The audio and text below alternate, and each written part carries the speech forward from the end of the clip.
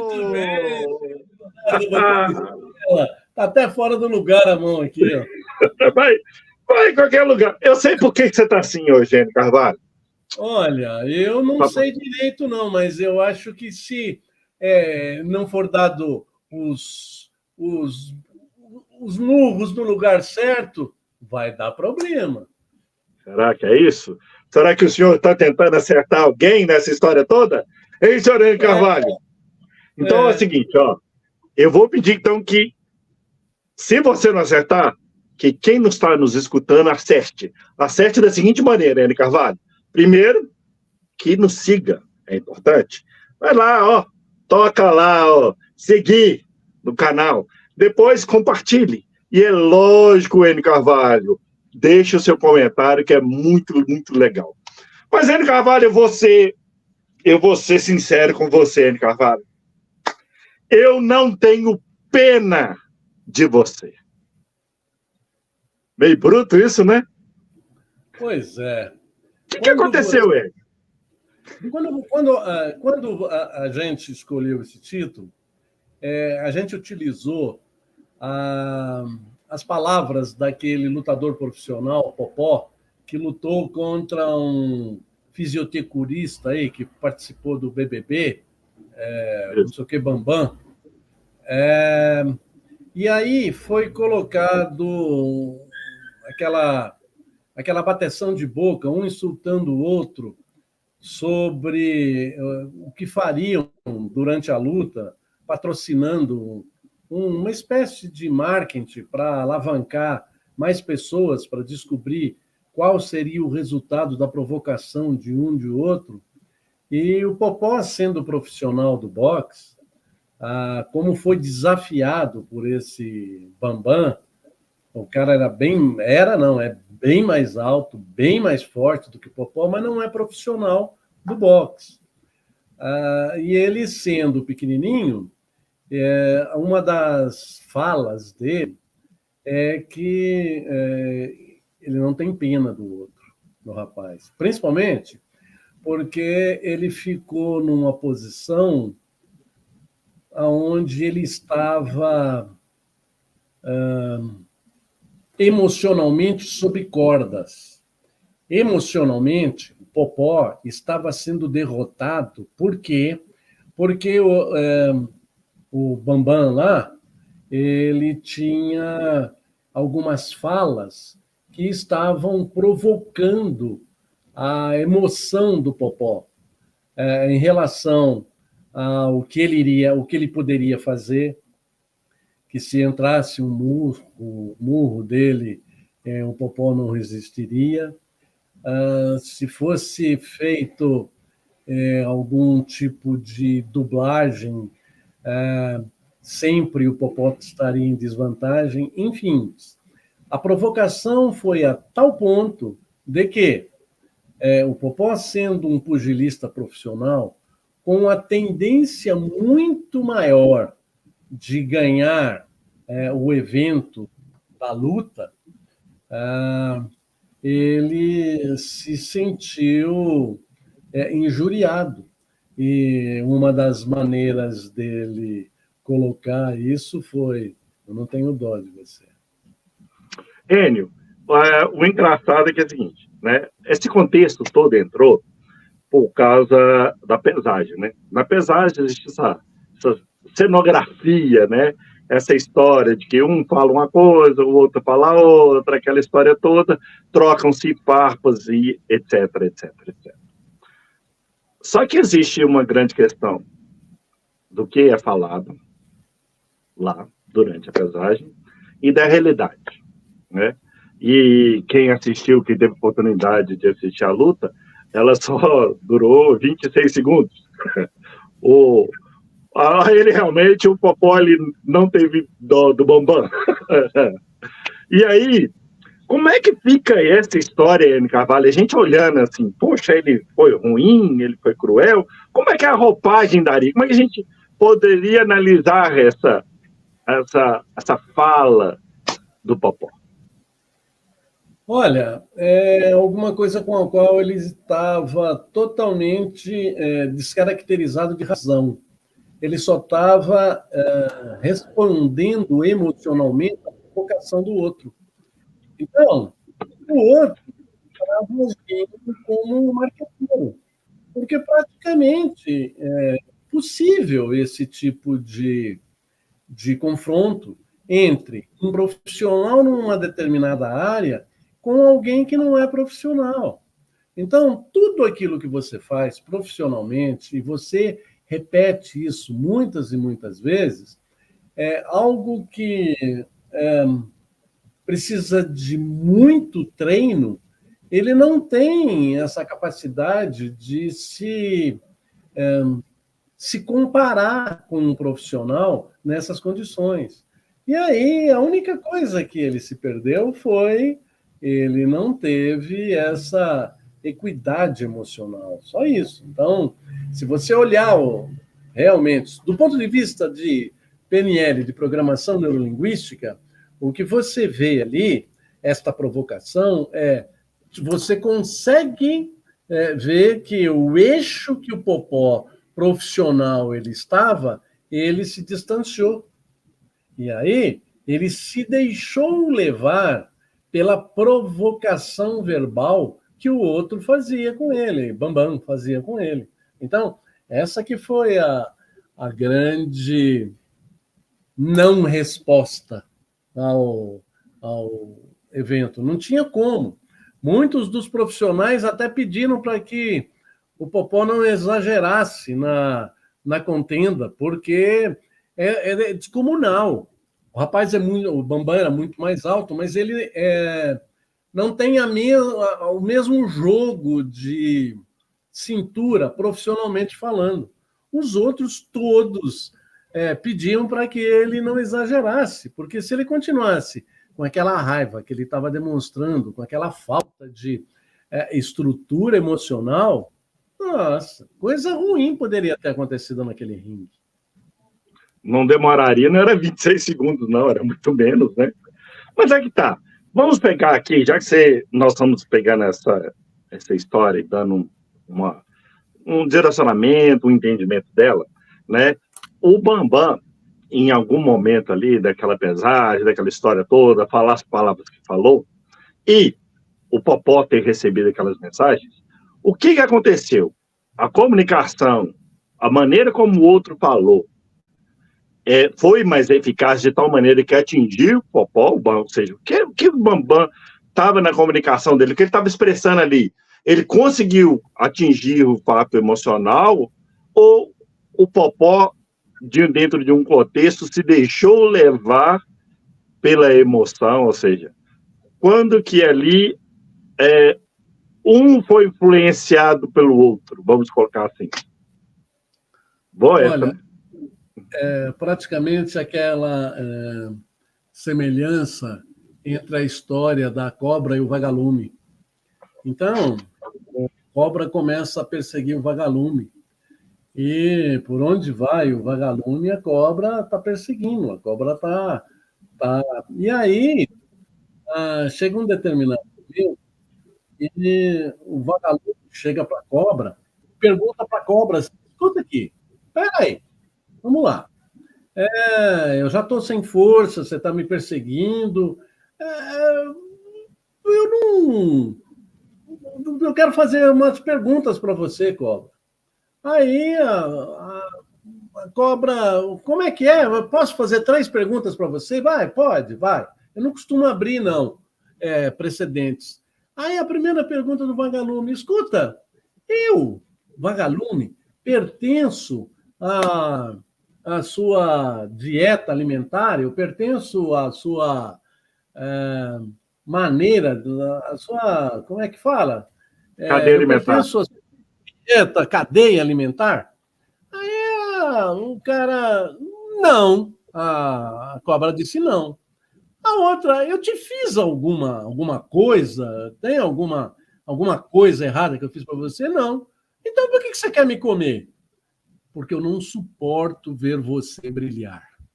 Eu acho que essa é uma maneira com a qual a provocação entre duas pessoas que estão disputando algo em iguais condições, elas minimizam essas 3 perguntas.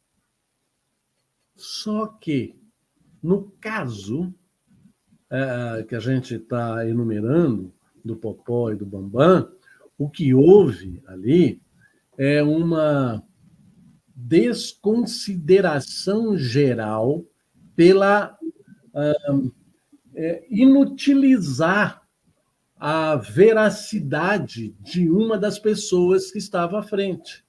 Então, quanto maior for a desconexão com a realidade, quanto maior for a provocação emocional, menos seguro estará aquela pessoa emocionalmente envolvida. Isso é uma regra básica de lutas marciais. Todas as vezes que você se emocionar, a possibilidade de você perder a luta, ela cresce.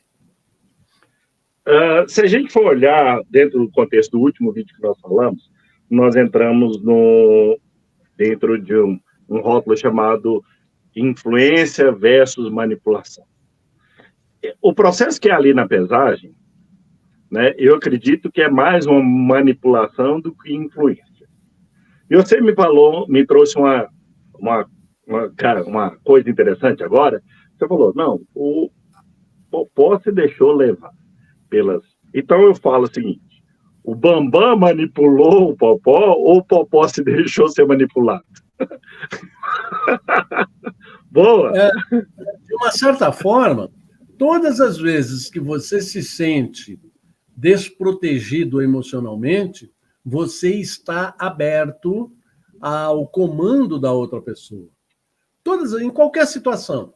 A gente vai tirar desse evento e colocar no nosso cotidiano.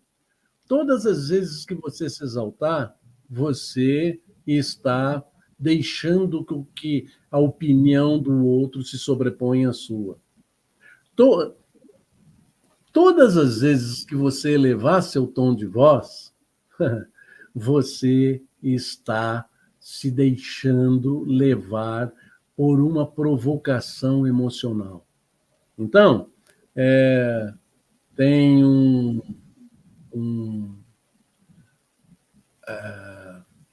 ele é um sociólogo inglês que ele diz assim, aquilo que você faz soa tão alto que eu não escuto aquilo que você está falando. Por quê? Porque todas as vezes que você se sente emocionalmente aviltado, você descaracteriza a razão e você só sobrepõe a emoção. Mas a emoção está sendo aviltada por alguém, por algum caso, por algum evento. E a sua racionalidade, ela não está prevalecendo na emoção. É por isso que nós falamos que as pessoas de mais idade, elas não ligam muito para que as outras pessoas falam. Por quê? Porque começa a sobrepor a racionalidade em relação às emoções. Então, basicamente, as emoções começam a deixar de ser algo com tanta relevância quanto menos você der importância para ela. Então, tem uma frase que a gente usa no cotidiano, quando Pedro fala de Paulo, a gente sabe mais de Pedro do que de Paulo. Por quê? O que acontece com essa história? Então, o que está acontecendo é que você consegue quantificar, consegue colocar um frame na emoção que está sendo despejada em cima do outro, e aí você tem uma possibilidade de, utilizando a sua racionalidade, trabalhar a emoção do outro a seu favor. Enio Carvalho, a neurolinguística ele é um conjunto de ferramentas, certo? Nesse conjunto de ferramentas, você sabe me dizer, você poderia dizer a quem está nos escutando, existe uma ferramenta que nos ajuda a trabalhar essas questões emocionais, por exemplo? Ou as questões racionais com relação às emocionais? E aí, me fala. Nós estávamos conversando antes a respeito disso, fazendo uma comparação com algo que está agora em moda, que chama constelação familiar. Do ponto de vista de PNL, de programação neurolinguística, basicamente a gente tem um evento semelhante a esse, que, com determinadas técnicas, você faz com que o paciente ele tenha um menor controle do local onde ele está nesse momento. Isto é, ele está próximo de entrar num transe hipnótico, com o qual ele é levado por uma condução do terapeuta que o está atendendo até o momento aonde constatou-se viver um momento emocional que está trazendo consequências não agradáveis para o presente. E indo reviver este momento, ele pode ter uma nova reconfiguração daquilo que provocou aquele estado emocional. E se ele modificar a maneira que ele vai olhar aquele evento, a consequência disso é modificar o estado emocional. E aí ele vem novamente até o presente, depois ele vai até o amanhã, que a gente chama até o futuro, olha como as coisas ficarão e volta para o presente. Isso é uma maneira com a qual a gente tem de colocar uma reorganização dos fatos acontecidos. O fato em si não é mudado. O que é mudado é a representação que cada um de nós faz aos determinados eventos, aos fatos. O que a constelação familiar faz, e eu só sei de uma forma muito rudimentar, utiliza como se fosse uma âncora alguns bonecos que fazem com que sejam condicionados a reviver determinados estados com os quais foram provocados estados alterados de consciência, determinadas emoções que estão fora do controle, por assim dizer, atualmente. E se mexendo nisso, faz com que haja uma reorganização de como é visto o evento. Em nenhum dos casos, nem em constelação familiar, nem em PNL, em programação neurolinguística, o fato ele é mudado. O que é mudado é a representação que aquele fato causa emocionalmente na pessoa que está vivendo. Então, é isso que ele é utilizado como uma técnica de PNL, chama terapia da linha do tempo. Ô, N. Carvalho, eu gostaria de saber que representações será que o Bambam está tendo. Não responda ainda não, calma. Porque eu quero fazer um convite para você, isso mesmo. Você que está aqui até agora com a gente, né, que já segue o canal, eu quero te fazer um convite. Eu acho que um tema muito bacana que o N entrou, que são a neurolinguística, ela tem vários usos. Como eu falei agora, é um conjunto de ferramentas. Inclusive, tem esse uso terapêutico, né? Acho que a gente pode fazer o seguinte, N, se as pessoas colocarem aqui na descrição, né, nos comentários, né, se estiverem interessadas em saber mais sobre as terapias com o uso de PNL, deixa aqui nos comentários e a gente vai procurar responder as perguntas. O que você acha? Uma boa ideia, né? Só se eu souber. Exatamente, boa. Principalmente se você souber, N, eu acho que fica mais legal ainda, né? Mas, então aí o convite está feito, deixa aqui nos comentários sobre o que você gostaria, né, Silvio? Quem sabe o Enio, ele sabe alguma coisa sobre terapias com o uso de programação neurolinguística. E agora sim, aquela pergunta que eu fiz. Que representações será que o Bambam está tendo nessa luta, hein, Enio? Olha, essa é uma conjectura que a gente faz, porque ele é a única pessoa que pode responder isso. Ele pode ter uma representação jovial, pode ter uma representação de dor, pode ter uma representação de arrependimento, não sei. Isso é só ele que pode colocar. A única coisa que eu posso afirmar é que doeu aquela pancada, né? Aquelas pancadas doeram. Eu acho que a principal representação dele é a luva do Popó vindo na direção dele. Eu acho que e bota que representação dolorida, hein, Henrique Carvalho? A gente fala que as nossas representações elas têm uma importância tão grande que até físicas, né? Elas se tornam físicas. A dele foi bem física e eu acho que ficam as experiências. Porque tem um ditado que fala assim: vão-se os anéis e ficam-se os dedos, né? Espero que. No caso dele, conservou os dedos. Conservou os dedos, ainda bem.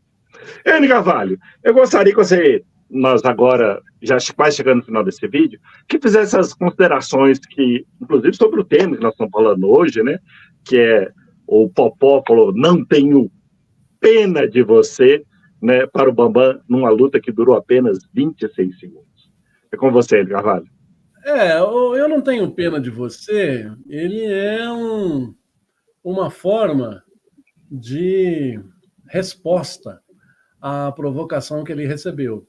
Então, é como se ele pudesse extravasar aquilo que foi ficando represado com todas aquelas provocações recebidas. Então, isso que quer dizer um momento de extravasar aquela compulsão que ele estava sentindo em relação àquilo. Senão ele ia explodir, metaforicamente falando. A história é aquela história do índio que fala a respeito do anjinho e do diabinho no ombro. Qual dos dois que vai prevalecer? A resposta é aquele que você alimentar mais. Então, aquilo que você alimenta mais no seu cotidiano, no seu dia a dia, é aquele que vai sobreviver. Então, uma das maneiras com as quais a gente, em programação neurolinguística, como a gente trabalha muito com processo, uma das formas da gente poder trabalhar com uma leitura melhor do processo com o qual a gente encara o nosso dia a dia, é a gente poder, ao findar o dia, prestes para a gente adormecer, você agradecer por 3 coisas maravilhosas que aconteceram no seu dia. Mas meu dia não é tão movimentado. É que você não ensinou o seu cérebro a olhar as maravilhas que aconteceram. Como assim, Enio? O sol maravilhoso, muito obrigado. A chuva refrescante, muito obrigado. A saída que eu tive da minha casa indo em relação ao meu trabalho, ao sorriso de uma criança que eu provoquei, ao poder ajudar uma senhora a atravessar a rua. Você tem muitas coisas. E se você fizer isto todos os dias, durante um bom período de tempo, dizem os neurolinguísticos que você precisa fazer isso por volta de 120 dias. Mas se você fizer isso, você vai ensinar o seu cérebro a olhar as benesses que a vida te proporciona e que você, de tão acostumado, você não localiza essa expressão emocional que lhe é servida. E a gente só presta atenção no mimimi. Ó vida, ó céus, que calor, ó chuva, ó frio, ó. Então, se você troca esse mimimi, você faz com que tudo fique mais reluzente. E aí, o seu lado emocional começa a se cristalizar e você começa a buscar o equilíbrio entre racionalidade e emoção. Então, entre o diabinho e o anjinho que está no seu ombro, escolha um dos dois para alimentar mais. E aí você vai ver que você pode fazer diferença na sua vida. Muito bem, senhor Enio Carvalho. E se você acha que as palavras de Enio não serão suficientes, simples, basta entrar em contato com ele e marcar já, entendeu? Um atendimento personalizado por ele, tá? Que com certeza vai valer a pena. A programação neurolinguística tem recursos para poder te ajudar. Enio Carvalho, infelizmente chegamos ao fim de mais um podcast, mas semana que vem a gente volta. Combinado? Combinado, senhor Leonardo Botelho Estrela. Muito obrigado pela oportunidade que o senhor me concede. Ué, eu que agradeço, senhor Enio Carvalho, né? Ainda bem que o senhor, entendeu? Já que nós estamos falando de equivalência de altura, ainda bem que o senhor não está com luva de boxe, porque essa história de o baixinho do grandão, isso não me convence mais não, Enio Carvalho. Tá? Essa não, agora não tem mais não. Você falou, eu sou, mas que é ligeiramente alto, né? Não me convence não, viu, Enio Carvalho? O baixinho meteu a bronca no grandão, viu? Foi foda. Tá? Nós ficamos por aqui. Obrigado a todos por assistirem. Obrigado, Enio Carvalho, e até o próximo podcast. Valeu. Valeu.